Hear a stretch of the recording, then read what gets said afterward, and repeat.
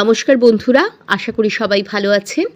আমরাও ভালো আছি। আজকের ব্লগটা এখান থেকেই শুরু করছি।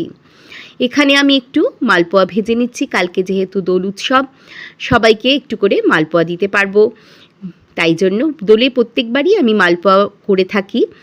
মালপোয়ার এমনি আমি এখানে 2 কাপ ময়দা, 2 কাপ সুজি, 2 কাপ দুধ আর 1 কাপ চিনি, অল্প 1 চামচ মৌরি আর হাফ মালা আমি এখানে নারকোল দিয়ে এটাকে ভালো করে গুলে নিয়েছিলাম।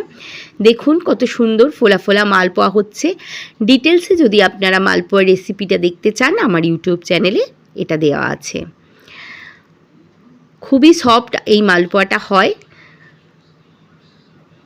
যাকে আজকের আমার এই মালপোয়ার হয়ে গেছে। কালকে দোল উৎসব, কালকে যেহেতু সবাই যখন পায়ে আবির দেবে বা আবির খেলা হবে, তখন আমরা এই মালপোয়া খাবো।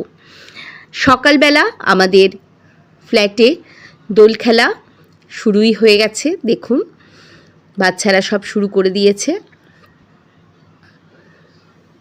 আমরাও নিচে গিয়ে সবাই একটু রং খেলে নিলাম। রং মানে এখানে আবির।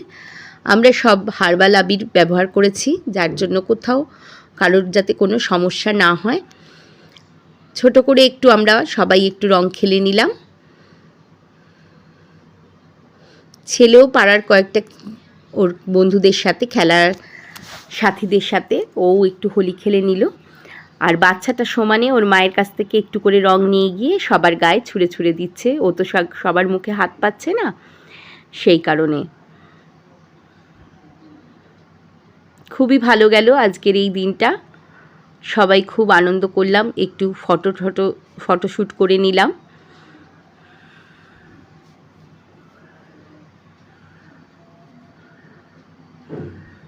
দেখুন খেলা আমাদের শেষের পথে।